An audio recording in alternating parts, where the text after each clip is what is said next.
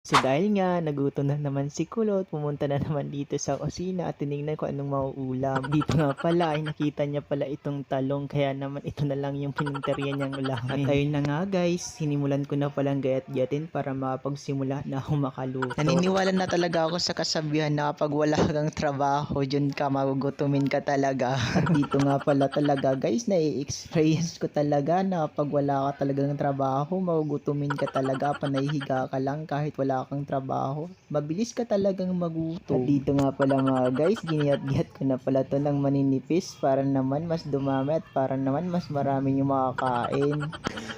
Sige, banana.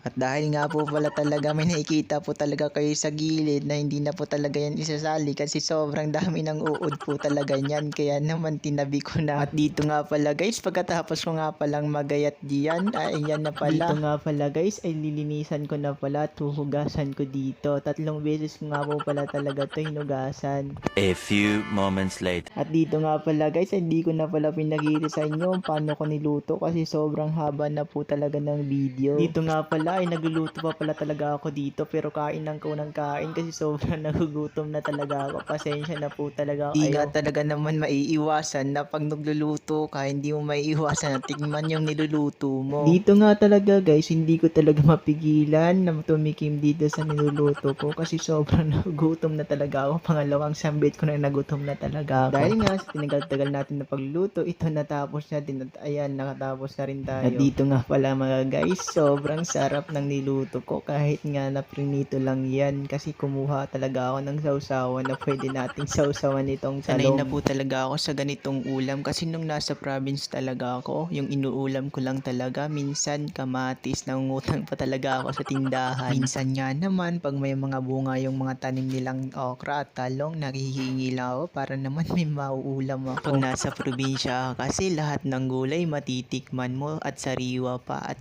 libre pa, masarap pa dahil pag gulay mo nun fresh na Nung fresh. nandun nga ako sa province, yung pinaka-paborito talagang lutuin is yung kangkong kasi maraming kangkong doon sa likuran ng bahay namin. Kahit nga 1 year pa lang pala ako dito sa Maynila, namimiss ko na talaga yung buhay sa probinsya. Nakakamiss din nga talaga kasi sobrang dami doon na mauulam at pwede kahit papano. Dahil nga tuwing summer, dahil nga summer na naman, pumupunta kami doon sa may naliliguan. Marami doon pwedeng liguan kasi sobrang maganda ng paliguan doon, lalo na sa matang tubig. Habang kasama mo yung mga tropa mo, naglalakad kayo para mapuntahan lang kahit sobrang layo, basta magkakasama kayo. Kaya natatawa na ako dito sa voice over ko kasi sa una, sa gulay, tapos pangalawa na naman